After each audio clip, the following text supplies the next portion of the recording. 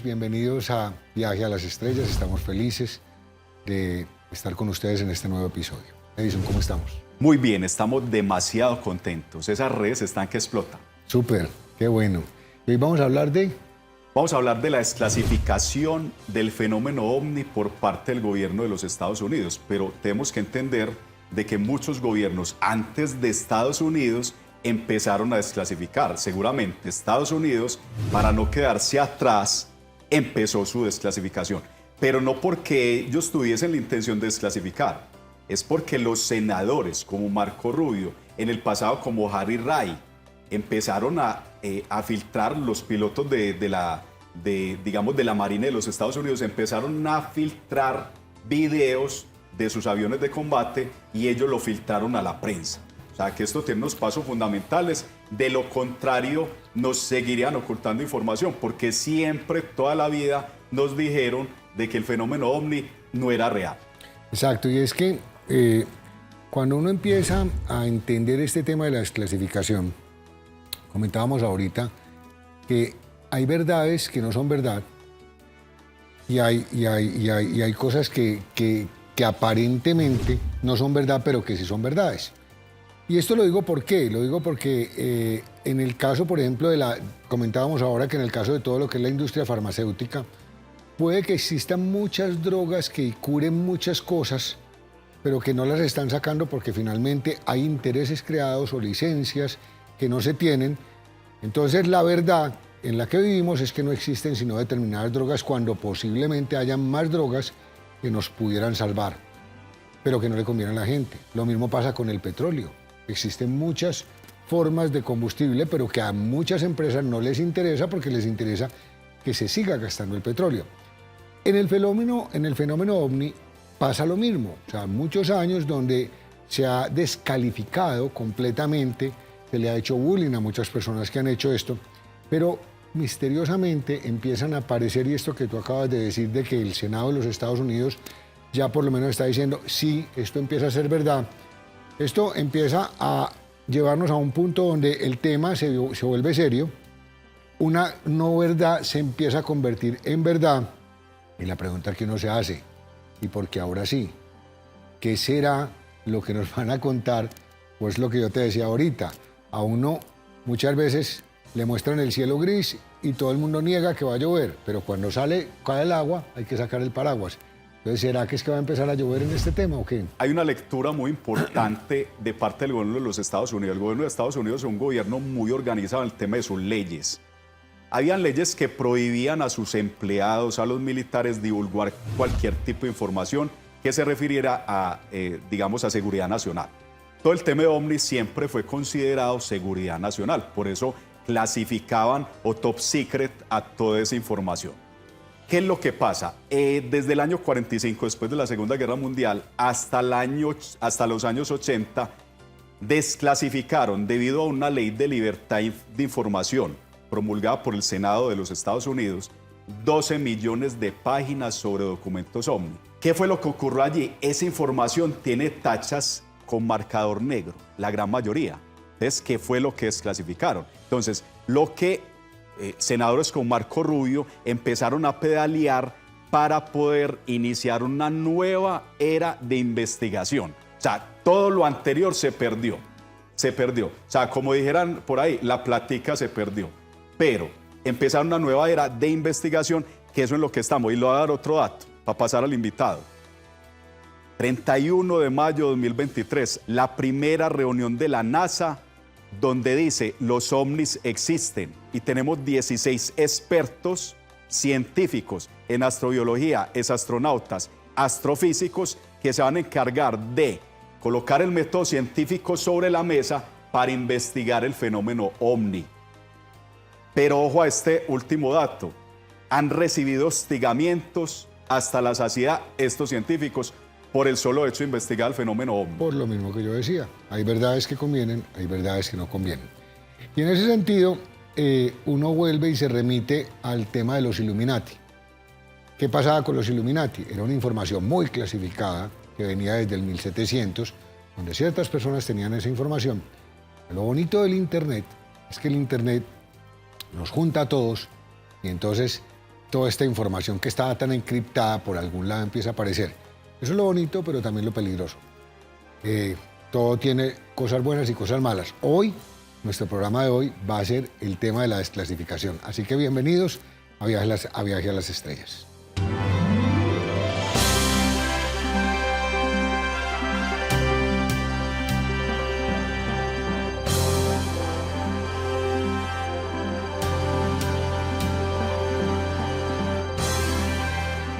Bueno, y para hablar de este tema de la desclasificación, pues yo creo que Roberto Tovar, que ya ha estado con nosotros, a quien le damos las gracias pues, por prestarnos tanta atención, es un muy buen invitado, ¿cierto? Bueno, es un periodista que lleva muchos años, más de 40 años, hablando sobre el fenómeno OVNI, sobre enigmas. Incluso el canal History Channel siempre lo tiene en cuenta en sus programas. Recordá, Iván, que History Channel abrió Alienígenas Latinoamérica, Alienígenas Ancestrales Latinoamérica. Y él es uno de los invitados especiales de ese programa y de Viaje a las Estrellas. Les damos los agradecimientos a Roberto Tovar Gaitán por acompañarnos en estos temas tan de interés actual. Bienvenido, Roberto.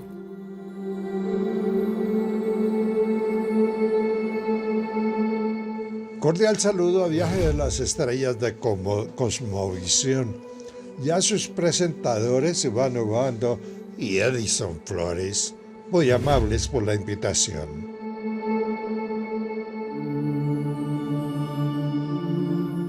Venimos de las estrellas, viajamos por las estrellas. ¿Qué sería lo primero que le preguntarías a Roberto? Bueno, sobre el destape de información. ¿Qué piensa él si ese destape de información del fenómeno OVNI de parte de autoridades de Estados Unidos, de parte de Francia, de Chile, de Inglaterra, incluso de países como China y Rusia que ya lo han hecho, merece la atención de él a su labor titánica? O sea, merece como esa aceptación a su labor titánica, pues a él también le hicieron bullying, le hicieron ataques por hablar de los ovnis. Entonces vamos a preguntarle a Roberto Tovar Gaitán qué merece este destape de información, qué opinión tiene sobre ello.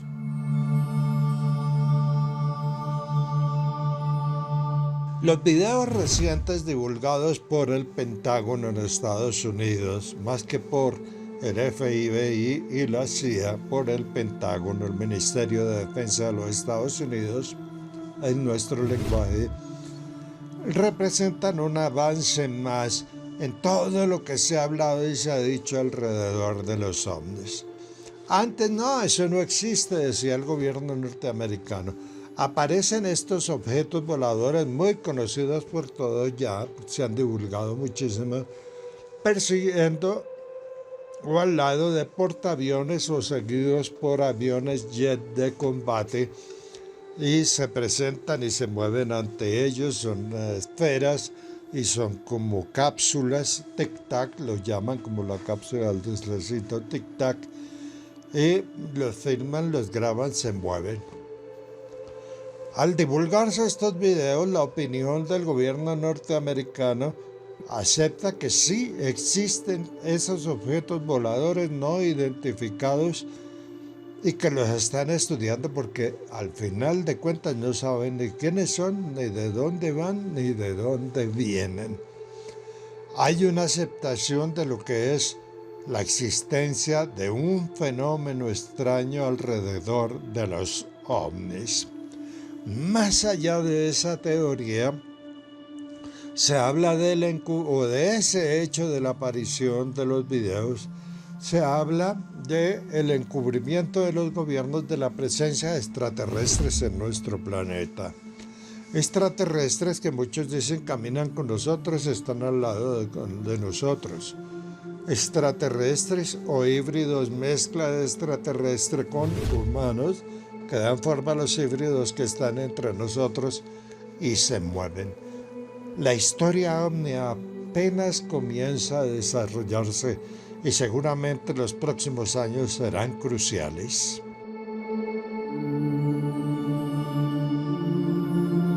Bueno, y finalmente, partiendo de la base de que sí hay un fenómeno, uno se pregunta, en todos estos casos que ha habido desde el pasado, y esta tecnología que vemos venir, es cierto?, en medicina, en comunicaciones, en aviación, en muchas cosas. ¿Esta tecnología no la inventamos nosotros o hemos sido ayudados en esa tecnología? Porque finalmente no hace mucho estábamos encerrados en nuestras casas y no sabíamos cómo sobrevivir a una pandemia. Pandemias que hace 150 años arrasaban con gran parte de la población y que duraban años enteros. Y aquí resulta que tuvimos una pandemia que tranquila y dulcemente se resolvió muy rápido y no mató tanta gente. La pregunta es, ¿qué fue lo que pasó? ¿Por qué la información no estaba? ¿Por qué esas vacunas no se habían desarrollado? ¿Y por qué en un momento dado se desarrollan tan rápido? Entonces la pregunta sería, digamos, ¿estamos siendo ayudados por algunas tecnologías que no hacen parte, digamos, de la raza humana? Inclusive, Iván, me atrevo a decir lo siguiente. La civilización lleva 10.000 años de existencia, esta actual civilización, la actual civilización. Pero uno alcanza a pensar lo siguiente, porque el desarrollo tecnológico se da en unos pocos años. Después de la Segunda Guerra Mundial, no sé qué pasó allí, pues hay muchos científicos como Bob Lazar, que trabajan en el Área 51, que se atreven a afirmar que hay tecnología inversa de ciertas aeronaves que no son del planeta Tierra y que han caído en este planeta y que muchos científicos han realizado tecnología inversa. O sea, de atrás, de adelante para atrás. Sí, ahora, no se le puede quitar el mérito al ser humano, pero sí nos deja muy pensativos que 10.000 años de civilización, solo en 40 años hayamos avanzado todo lo que... No, y si tú te devuelves se... a, digamos, 1880, por decir algo, que empezó la luz, ¿cierto? De ahí empezamos una carrera acelerada, donde hay muchas cosas, porque digamos que con la llegada de la luz, los códigos binarios, en fin, muchas cosas. Pero usted vuelve de ahí para atrás y en el mundo no pasaba nada. Ahora, éramos tan cerrados... pasaban cientos de años y no cambiaba gran cosa en nada. O sea, ¿en qué cambió el mundo del 1400 al 1500? O del 1500 a 1600. Lo que tú dices, o sea, éramos cerrados completamente. Ahora, hay dos datos. Éramos tan cerrados, Iván, éramos tan cerrados que en el 1800, casi 1900, todo el mundo decía, las patentes, no haga más patentes porque todo está inventado. Todo está inventado. Ahora, Avi Loeb, que hemos hablado tanto en el programa, este científico de la Harvard, que ha avistado en sus telescopios aeronaves surcando el Sol, nos dice en su segundo libro, Interestelar, de que los gobiernos deberían de dejar las guerras para dedicarse más bien a investigar la arqueología espacial, para investigar más bien el tema del espacio, porque hay mucho futuro en el espacio, dadas las distancias, dados los tamaños de otros planetas iguales a la Tierra. Mira la enseñanza que nos dejan estos científicos. Bueno, pues ahí está el tema. ¿En qué han aportado las civilizaciones extraterrestres o si existen los extraterrestres? ¿En qué han aportado a la humanidad en estos últimos tiempos?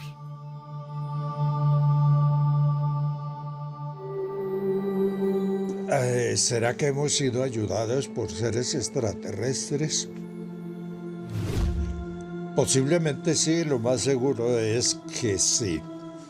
Los avances tecnológicos de un momento a otro, ¡pum! Sobre todo en los últimos 50 años, los avances tecnológicos han sido brutales. Aparecen personajes que no son conocidos, que no sé qué, que eran simples operarios de banco como Einstein y demás. Y de pronto lanzan una teoría y se desarrolla una parte de la ciencia. Nicolás Tesla, una mente brillante que trae varias ideas que hasta ahora, hoy, estamos conociendo. Aparece también otro grupo de científicos menos conocidos que de un momento a otro revelan algo. Es como si una chispa se encendiera y ¡pum!, aparece el hecho, el invento. Estamos viviendo una época de desarrollo muy importante alrededor de la tecnología y parece ser, eso dicen los que saben del tema, que ha sido inducido por gente de afuera. En el pasado pues existe las historias, mitos y leyendas de los maestros o de los Neshken que descendieron a la tierra para ayudar a la gente que sobrevivió a catástrofes y enseñarles los rudimentos de la supervivencia, agricultura, minería, tejidos, etc.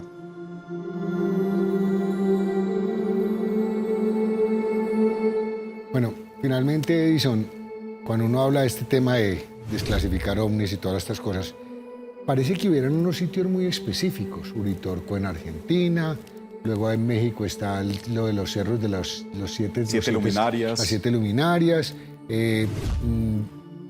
Últimamente hablan de Medellín. De Medellín. ¿No es cierto? Pero hay un cerro particularmente que se llama el Cerro de Huayca. Huayca, la montaña de Huayca. La montaña de Huayca. ¿Dónde queda? En Tenjo, Cundinamarca. Okay. Es una montaña muy misteriosa. Incluso muchos indígenas allí dicen que desaparecieron en la montaña. Pero se han avistado mucho aeronaves, ovnis, alrededor de esa montaña. Mi teoría personal es la siguiente, Iván, y es que si el gobierno nos ha ocultado tanta información, 12 millones de páginas desclasificadas por la CIA y el FBI sobre los ovnis, ahora la pregunta es, ¿deberíamos seguir creyendo en los gobiernos o en los testigos? J.J. Benítez tiene varios libros sobre ovnis y él se encargó de investigar testigos en todo el mundo, más de 10.000 testigos, más de 10.000 registros, y Roberto Tovar Gaitán también se ha encargado toda su vida, más de 40 años, investigando testigos. Pero te has puesto a pensar que tal vez los gobiernos en sí mismos tampoco saben. Porque es que, digamos que hay cosas que están a la vista y hay cosas que no están a la vista. Yo, por ejemplo, en la zona donde nosotros estamos tenemos unos cerros interesantísimos. El Cerro del Capiro, en el Valle de San Nicolás. Luego tenemos el cerro aquí en Bello de Quitasol. Y luego tenemos, pues yendo hacia el suroeste, todo lo que es el Cerro Tusa. Y uno dice, bueno, aquí hay algo.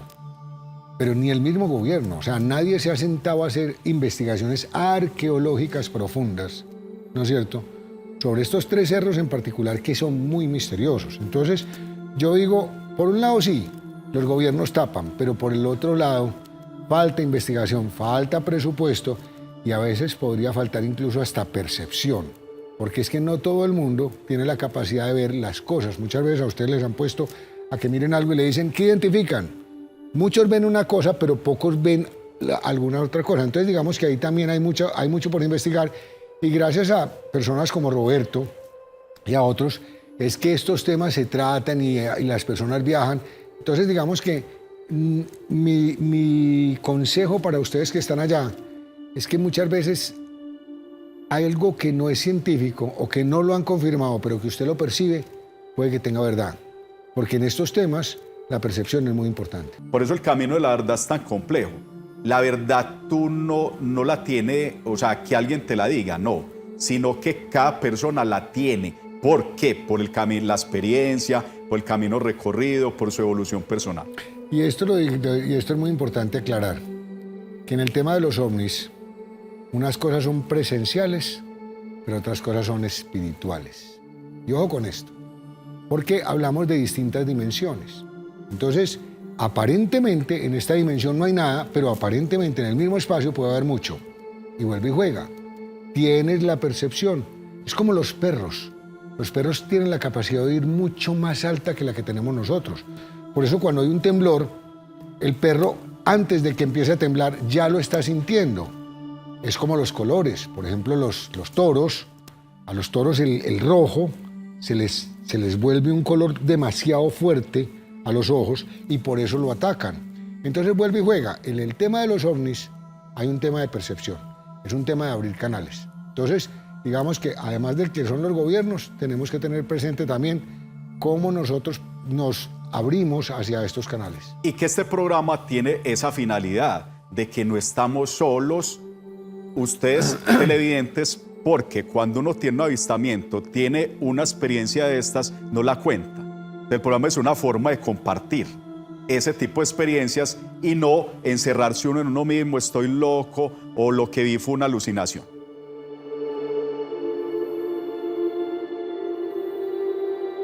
Huayca es una peña muy grande, muy alta, en frente al valle de Tabiutenjo. Esa montaña alta, desde años atrás, desde tiempos de la colonia y la conquista, y más atrás, en tiempos aborígenes, ha sido testigo, no solo la montaña, sino el valle de Tabiutenjo, de la presencia de portales y la presencia de objetos voladores no identificados. Cuando los conquistadores llegan a nuestro territorio, un grupo de avanzada se sientan a ver por la noche el atardecer y alrededor de Huayca y en el valle observan luces. Tan impresionante fue que llamaron al valle, en su época lo llamaron el Valle de las Lucecitas Danzantes. Otros lo llamaron el Valle Azul. Esta montaña ha sido motivo de muchos estudios, pero principalmente existe y perdura la intriga de qué son esos objetos voladores que no se ven en otros municipios sino exclusivamente en este valle. Luces que se mueven, tabacos, y hay mucho testimonio de que las luces van y se internan, viene volando el ovni, va y se interna, se mete dentro de la montaña de Huayca. Eso existe, el misterio perdura. Las visualizaciones de los objetos no es que ocurran todos los días, sino con el tiempo causan mucha intriga. Hay muchas visualizaciones que la gente las ha tenido, pero no cuentan porque los tildan de locos y ha sido muy difícil descubrir de verdad todo lo que pasa en el valle de Huayca y alrededor de la montaña de Huayca, el Valle de los Dioses.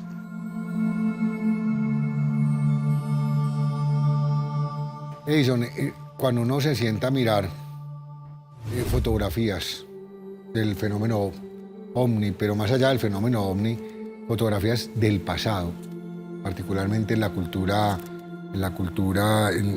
los yucatecos, pues toda esta cultura maya, y también se vuelve al Perú y se va hacia Sumeria y se va hacia Egipto. Siempre vemos cosas muy simpáticas. Por ejemplo, en la cultura sumeria vemos los relojes y vemos una cosa que ellos cargan. La carterita. Una carterita que pareciera ser una cartera donde tuvieran como la energía. Es impresionante. Incluso tienen relojes en ambas manos, ¿no es cierto? Y en la cultura sumeria también vemos unas figuras de astronautas y en la egipcia. Y la vemos, por supuesto, en la cultura maya. Pero resulta que ahora la encontramos también aquí, en la cultura tumaca. Pacífico colombiano. Y eso es lo más espectacular, que no solo tenemos figuras de astronautas de piedra, digamos, encontrados en la cultura tumaco, en el Pacífico colombiano, sino como tú decías, en México, los mayas, en la cultura sumeria, en todas esas culturas se han encontrado lo mismo. Yo creo que nosotros tenemos que, y uno de los objetivos del programa es en el origen, es mirar hacia atrás también. Y, por ejemplo, culturas como los aborígenes de Australia, en sus bollinas, pinturas rupestres de personas venidas del cielo, los indios Hopi o los navajo en Estados Unidos con sus cachinas, que eran seres venidos del cielo, los Tassili en Argelia, también con figuras o pinturas rupestres de seres venidos del cielo. Y pare de contar ahí, pare de contar. Pero acá en Colombia tenemos también registros. Por ejemplo, en San Agustín tenemos registros también de semejanzas con los hindúes. Entonces, yo creo que vale la pena también investigar. Quienes estén investigando el fenómeno ovni, vale la pena irnos también a estas culturas que nuestros ancestros o indígenas hablaron mucho de seres venidos del cielo. Y ahí volvemos como al tema de, ojo con esto, todo es circular y eso el sol lo sabe más que nadie. Todos los días el sol da la vuelta, nosotros nos acostamos y nos despertamos, ¿no es cierto? ¿Eso qué quiere decir? Como decía también la tabla de Esmeralda, como es arriba, es abajo. ¿Y eso qué quiere decir? Quiere decir que si quieres saber para dónde va el futuro, tienes que leer el pasado. Y esto va más allá inclusive de hablar de extraterrestres, esto va de la vida misma. Es decir, cuando usted se sienta a leer historia, usted en la historia ve perfectamente en dónde fallaron los reyes, los emperadores, fallaron o porque tenían exceso de vanidad, fallaron o porque exceso digamos, de inferioridad, o tenían un amor prohibido, o sea, alguna debilidad. Cuando tú te sientas a identificar eso, entonces digamos que si eres un empresario, tienes cómo identificar cuáles son tus debilidades presentes y cómo corregirlas. Exactamente lo mismo pasa con la historia en el tema del futuro. O sea, cuando vamos a mirar hacia el futuro, es muy curioso porque terminamos mirando la bóveda celeste de los egipcios, terminamos mirando los sumerios, entonces, y encontramos lo que tú acabas de decir, cómo nos conectamos con la India, y es que todo es circular, y ahí volvemos al tema de las civilizaciones. 10.000 años de civilizaciones tiene esta civilización. La Tierra existe hace más de 5.000 millones de años. ¿Cómo así que en los últimos 10.000 años solamente se dio una civilización inteligente? No será, cuando hablamos de la Atlántida, no será cuando hablamos de Lemuria, que ya hubo muchas civilizaciones y hasta nos autodestruimos. Esa es la pregunta que hay que hacerse. ¿Y por qué nos autodestruimos? Porque no supimos leer en el pasado lo que había que hacer en el futuro. Ese es el tema. Entonces vamos a preguntarle sobre esos astronautas de piedra y la cultura Tumaco a don Roberto Tovar Gaitán.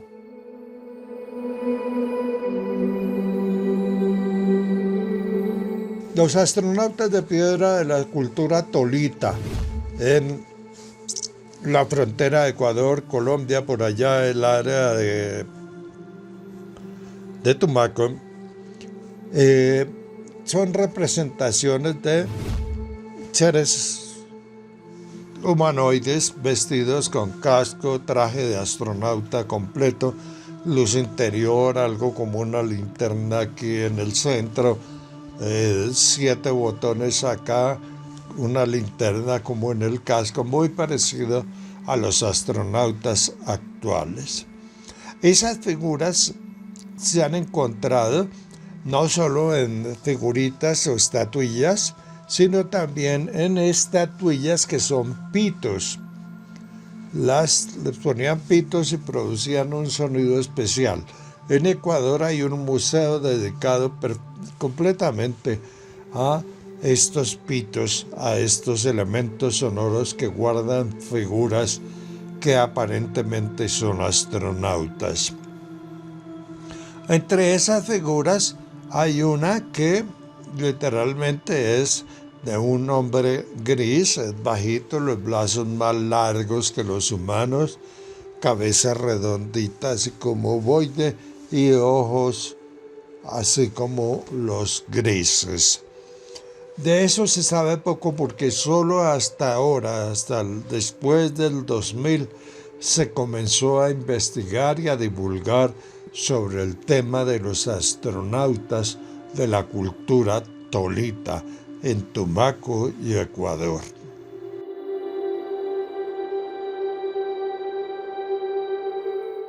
Viaje a las estrellas, eso es lo que hacemos permanentemente, viajamos por las estrellas, estamos en un planeta, es una nave espacial llamada Tierra, que se desplaza en cada segundo, que se desplaza alrededor del Sol y el Sol se desplaza alrededor de otras estrellas y las galaxias, todo el tiempo nos estamos moviendo.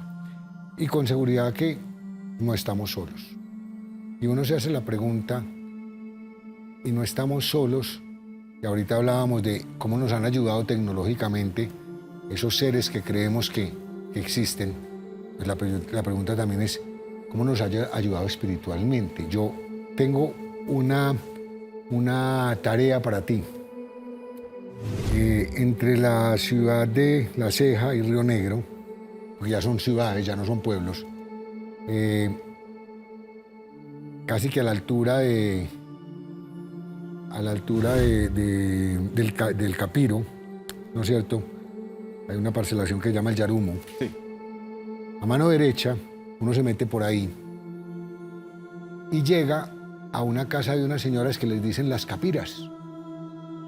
Y este par de señoras, creo que una de ellas ya murió, ellas tienen una conexión con unos seres de luz espirituales y allá va mucha gente a peregrinar. Y yo he ido a conversar con ellas, hablan, creo que hay una señora, dice que hay una nave, una presencia, ella tiene esa conexión. Y ella le pregunta a las personas de esta nave, no recuerdo porque hay un extraterrestre que es un mono azul, pues impresionante, el hombre parece sueco. Ella le pregunta, pero básicamente cuento esto ¿por qué?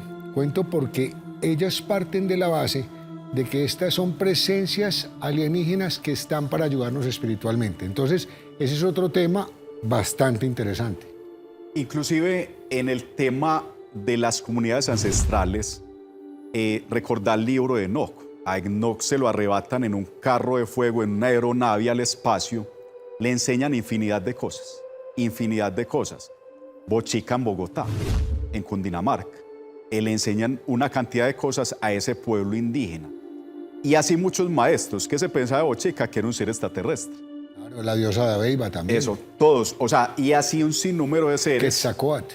Por eso aquí nos confundimos con el tema de dioses, pero no es que eran dioses, eran maestros enviados de lo alto, de ese Dios único que todos tenemos. Creador. Eso, el Dios creador, que enseñó a esos pueblos o a esas civilizaciones. Pero también el tema de la evolución espiritual. Mucha gente nos pregunta por qué los extraterrestres no bajan al planeta Tierra, pues nos cortarían todo el tema de la evolución. O sea, ellos van ayudando individualmente, así como los profetas que los ayudaban en sueños, que le hacían una intervención individual. Pero ellos no pueden llegar como si Colombia llegara a intervenir en Venezuela o cualquier país llegara a liberar cierto país. Eso no es posible, tampoco es permitido. Entonces, no podemos pensar que los extraterrestres hagan un contacto masivo cuando la humanidad no está preparada. Parte el 95% de los contactos y las investigaciones de Juan José Benítez y de don Roberto Tovar Gaitán dicen que a las personas les da temor, incluso a los animales, cuando ven un ovni cerca.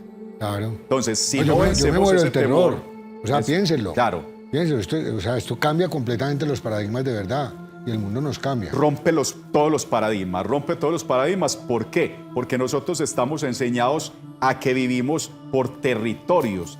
Y es decir, somos una comunidad planetaria en una comunidad interestelar. Nos cambiaría totalmente el paradigma de fronteras y demás. Pero lo que es claro, previsible y lógico es lo que tú dices.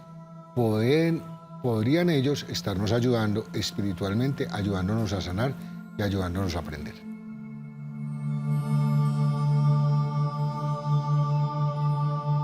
Hay mucha leña, mucho que hablar de ese tema. El asunto es que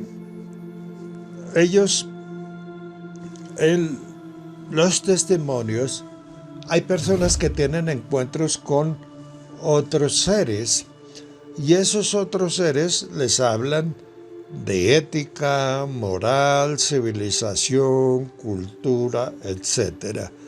Algunos lo divulgan, otros permanecen en silencio. Toda esa guía espiritual dicen que se manifiesta en el individuo, para que la irradie.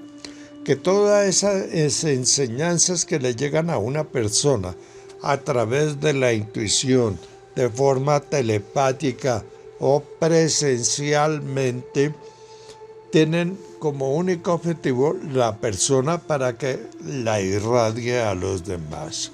Que la experiencia de estos encuentros de tipo espiritual, que pueden ser físicos, tiene como única finalidad hacer que la humanidad lentamente vaya cambiando, se vaya transformando.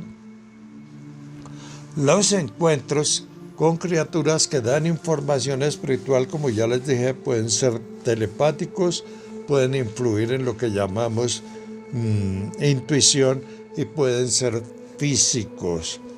También hay encuentros etéreos. La persona sale y se encuentra con una figura etérea que le habla y le cuenta historias. Hay otros cuentos o historias que no tienen que ver tanto con lo espiritual, sino con lo actual, lo material, que relacionan el encuentro con astronautas venidos de otros planetas en sus platillos o naves voladoras, descienden y se encuentran con personas. Mucho de lo que llamamos angelical en la historia antigua y aún hoy se afirma que es angelical o le dan la interpretación angelical. En las culturas antiguas, sobre todo por allá en Europa, los denominaban a estos seres que bajaban a dar información como ángeles. Acá les dan otro nombre que es muy parecido a espíritus blancos.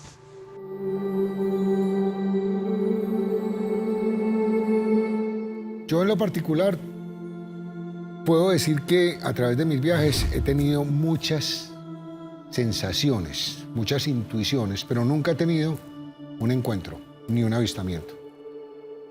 Tú sí los has tenido, pero creo que una persona como Roberto, que se ha dedicado y que sí está metido, me imagino que tiene algunos encuentros, algunos momentos muy contundentes. Él debe tener muchas evidencias, pero te cuento, Iván, yo he tenido muchas evidencias desde niño. Okay. Y te voy a contar la primera. Estaba cuando niño en la terraza de mi casa y pasó una nave que me hizo sombra. Esa fue mi primera experiencia y paré de contar. Eso ya lo contaremos en otro programa que vamos a hacer Iván y yo sobre nuestras experiencias personales.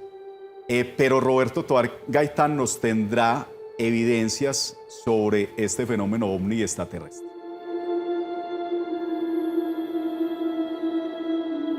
Hay hechos muy importantes, pero casi de ninguno de ellos hay pruebas, evidencias físicas tangibles, que al contrario de Norteamérica, donde supuestamente cayó un ovni, pero también es suposición. Aquí no hay mucha evidencia alrededor de eso. Hay mucho testimonio, eso sí. El soldado que está cuidando las antenas de comunicación está patrullando la zona en una montaña muy alta y de pronto ve una luz, un globo de luz que se le viene, se para frente a él, lo mira, él siente que lo mira, lo observa. Los ciudadanos que salen por un bosque mirando un área de leñateos para venderle a propal, salen en su jeep y se encuentran con 3 figuras azules que los están observando. Los saludan con la mano y luego se desvanecen. De eso hay mucho.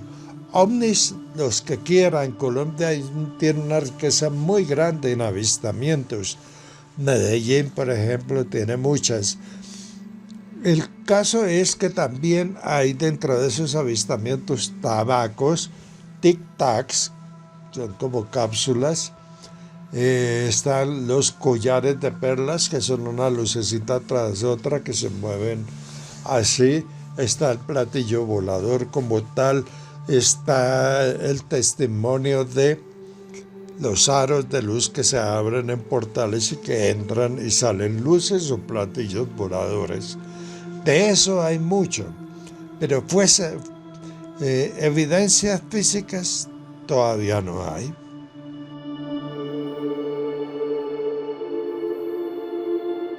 Otra de las cosas que uno intuye, y yo vuelvo y digo, y planteo el tema, mucho de este fenómeno es de percepción, es de sentimiento, es de frecuencias, es digamos, de dimensiones.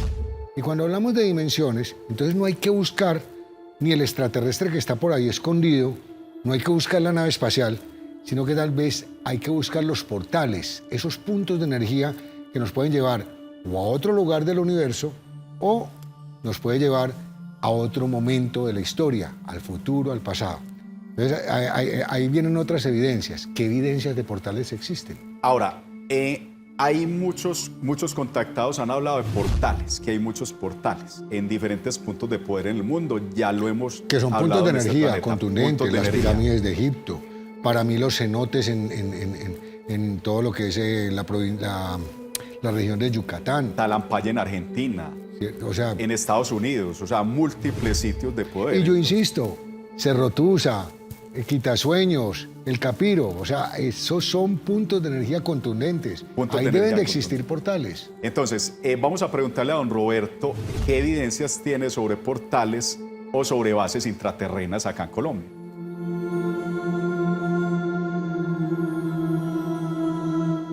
Evidencias como tal no hay. Todos son mitos, cuentos, leyendas. Testimonios de personas que han visto cosas raras. De lo intraterreno hay, por ejemplo, los testimonios de la Sierra de la Macarena, más allá de Caño Cristales, en la parte alta de la Macarena, donde dicen que existe una entrada al inframundo, al mundo intraterreno, y que allí hubo una base norteamericana que estuvo explorando y ese tipo de cosas en la Macarena. Hay otros lugares de ingreso a lo intraterreno. En el Cauca, un ingeniero de electricidad que tendía las redes de conexión eléctrica de Colombia con Ecuador en el Cauca, al lado de una torre encontraron una cueva. Él entró a la cueva, ingeniero, entró con un obrero y una linternita, y entrando a unos 10 metros de la entrada escuchó una voz en su cabeza. Lo mismo los obreros. No fue hablada, fue en su cabeza.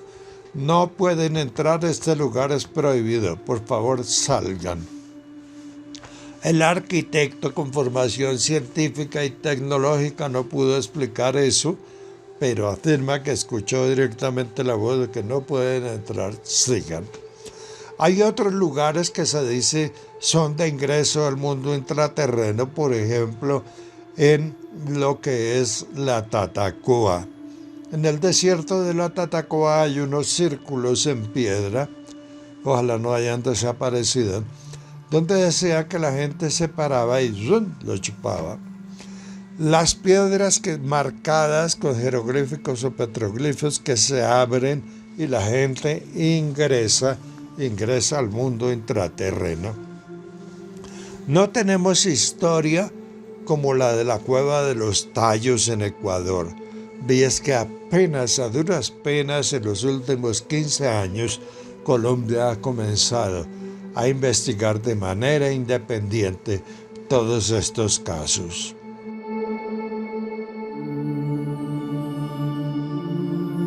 Una de las cosas que a mí más me sorprende cuando leo, y créanme que leo bastante particularmente sobre la mitología sumeria, me gusta mucho, es que cuando ellos hablan de sus viajes espaciales, acuérdense que y repito esto mucho, las tablillas sumerias son tablillas que se encontraron entre Irak e Irán, están en el Museo de Londres, en el Museo del Louvre, ahí en Turquía, y en estas tablillas cuentan la historia de cómo se hizo, de cómo estos personajes llegaron a la Tierra y ayudaron a hacer la creación o la civilización humana.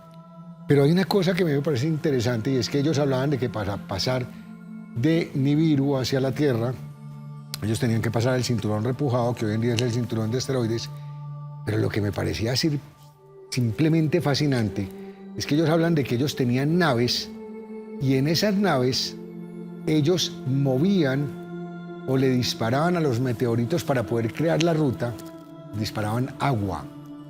O sea, digamos que utilizaban el agua como proyectil, y con eso se iban abriendo la ruta sobre lo que ellos llamaban el cinturón repujado.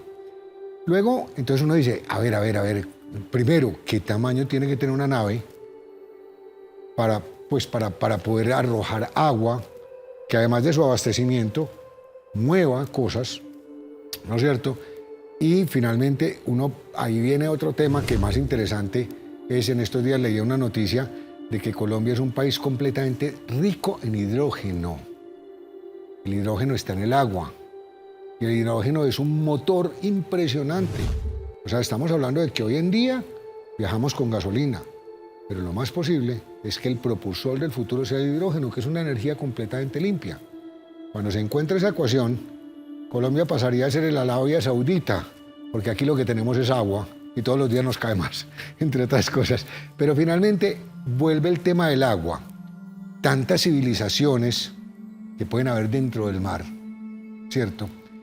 Y tantas civilizaciones que pueden estar, o tantas visitas ovnis que podrían estar en determinadas lagunas. Hablamos de Guatavita, hablamos de La Tota.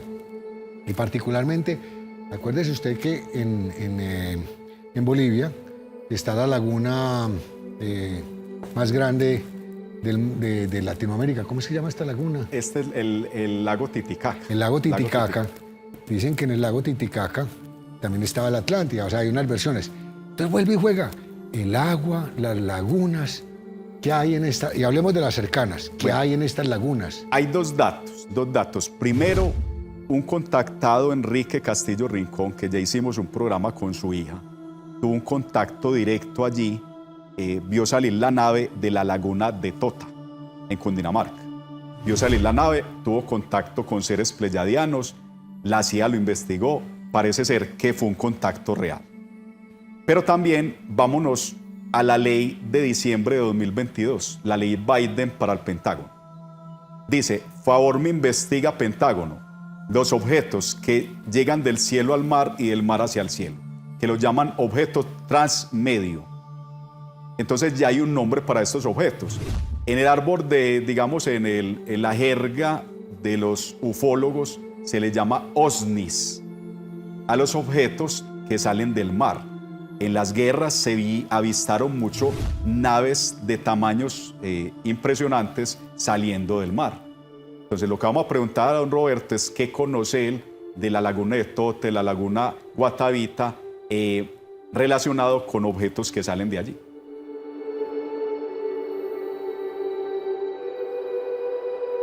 Más que la laguna de Tota, Guatavita fue muy rica en un tiempo en esas historias. Hablaba la gente, los campesinos antiguos, de una luz que salía del interior de la laguna, subía al cielo y se iba por las estrellas. Hablaba también que del centro de la laguna surgía algo así como un remolino, que era un velo, todo de velo, que la gente decía que era la diosa de la laguna. Al final no era la diosa, sino que entra el viento al cráter de la laguna de Guatavita, el agua se evapora en la superficie, la reúne, la mueve y la eleva y da como figura humana meciéndose.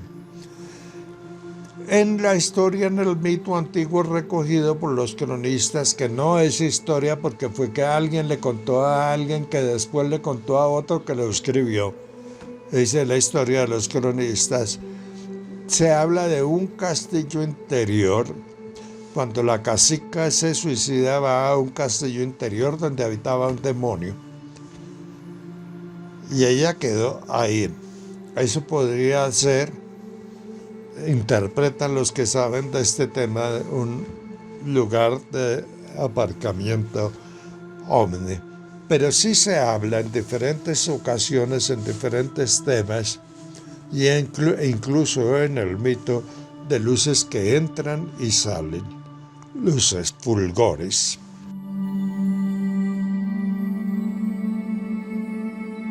Entonces hablábamos de que las lagunas son puntos importantes. San Agustín, otro punto importante. Los indios tumacos, ¿no es cierto? Otro punto importante. Sierra Nevada de Santa Marta. Sierra Nevada de Santa Marta, Cerro Tusa, Quitasueños. La Tatacoa. O sea, hay tantos puntos mágicos en este país, tantas cosas, tantas preguntas que nos tendríamos que hacer, ¿cierto? Y yo creo que Roberto ha estado toda su vida dedicado a ese tema. Yo particularmente, por ejemplo, entrando a Sonsón, a mano derecha hay una cascada y bajo esa cascada dicen que está la tumba del cacique Toney. Digamos, ¿quién se anima a ir a investigar eso? ¿no es cierto? Y tantas cosas que hay para descubrir en este país. Incluso ahorita que hablas de Sonsón, Antioquia, recientemente fueron encontrados unos petroglifos. ¿Adivina de qué? Muy parecidos a seres extraterrestres en rocas iguales a los que se encontraron en Isla de Pascua, en Perú y en muchos lugares del planeta. Entonces, parece como que se estuvo encontrando en la actualidad cosas del pasado que nos referencian los temas de hoy. Tema de ovnis, tema extraterrestre. Están encontrando los arqueólogos cosas que van como redefiniendo ese camino que hay que tomar. Exactamente, así que tenemos un país supremamente rico en temas de esto, hay mucho por investigar y todos ustedes pueden ser investigadores. Digamos, vuelve y juega. La percepción genera teorías y las teorías al final del camino, cuando se juntan, pueden generar el conocimiento.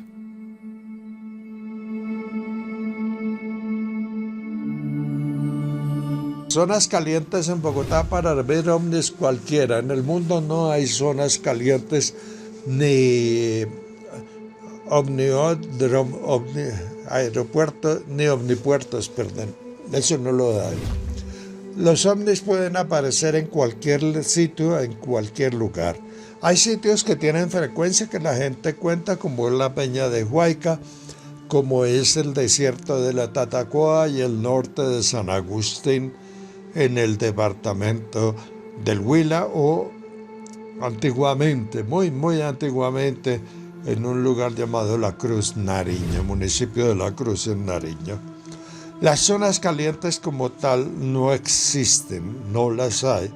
Pueden aparecer en el centro de Bogotá a cualquier momento, seguir un avión, o el personaje que va por la noche, mira hacia el cielo y lo sigue, o el motociclista que va a su trabajo en una ciudad alejada de Bogotá y va así y el ovni va al lado, o el arquitecto que va por la carretera a otro municipio fuera de Bogotá en las montañas y el ovni también se desplaza con él. Ovni platillo volador. Puede ser, como se cuenta en algunos relatos, que está la familia campesina trabajando y el ovni aterriza y se bajan unos señores igualitos a los humanos y los miran, luego se suben y se van. Puede ser que persigan un auto. Cualquier lugar en la geografía colombiana está determinado. Lo único cierto de todo esto, y eso es lo extraño, es que la persona que los ve una vez, los vuelve a ver.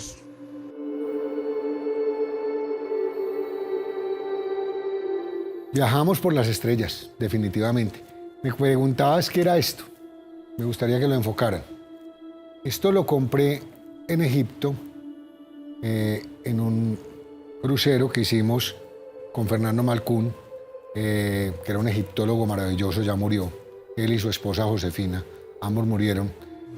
Pero esto refleja lo que había en un templo en el cielo. O sea, hay un templo en Egipto donde uno mira hacia arriba y en un lado ve unas naves parecidas a unos helicópteros, pero luego entra como una recámara y en esa recámara está esto que yo tengo aquí dibujado, que es lo que llamaban ellos la bóveda celeste. Los egipcios pensaban que el sol le daba la vuelta a una estrella que se llama Sirio. Recuerden que esa estrella Sirio, cuando ustedes miren el firmamento, es la estrella más brillante que hay. La estrella más brillante que ustedes vean, esa estrella se llama Sirio. Y lo más simpático de todo es que es muy brillante, es porque realmente es una estrella, pero detrás hay otra estrella. Y lo más simpático de todo es que los primeros que sacaron esa información fue una tribu africana hace 2000 años. ¿Cómo hicieron ellos para saber que habían dos estrellas allá? Tenían telescopios, tenían información adicional. Pero finalmente, los egipcios piensan que el sol le da la vuelta a Sirio. Y ese recorrido toma como unos 20 y pico mil años. Entonces ellos dividen por ciclos. Digamos que estás en una nave y estás mirando por la ventanilla. Y cuando miras por esta ventanilla, te aparecen unas estrellas y esas estrellas se parecen a un león. Entonces crean la constelación de Leo. Después miran por ahí y dicen, ¡ay! Se parece a Capricornio. Entonces de ahí es de donde sale el símbolo del zodiaco. Entonces miren que las cosas, o sea, todo el mundo lee, hombre, que el zodiaco por la mañana, pero ¿de dónde está basado esto? Está basado en ese viaje que ellos hacían. Les quise contar esto porque me lo preguntabas. Darle las gracias a ustedes, de verdad que muchas gracias porque nos están prestando mucha atención en las redes sociales. Seguir pues invitándolos a que vean nuestros videos en YouTube, a que nos escriban y bueno. La parte de abajo verán las redes sociales, en YouTube, en todos nuestros canales, en TikTok, en Instagram, en fin. Y darle las gracias a don Roberto Tovar Gaitán. Claro que sí. Porque está nuestro segundo programa con él, una persona muy experimentada en estos temas sobre ovnis y extraterrestres, un gran investigador, muchos años como periodista, una persona muy seria, demasiado seria en estos temas, entonces muy agradecidos con él. Y a ustedes hasta pronto.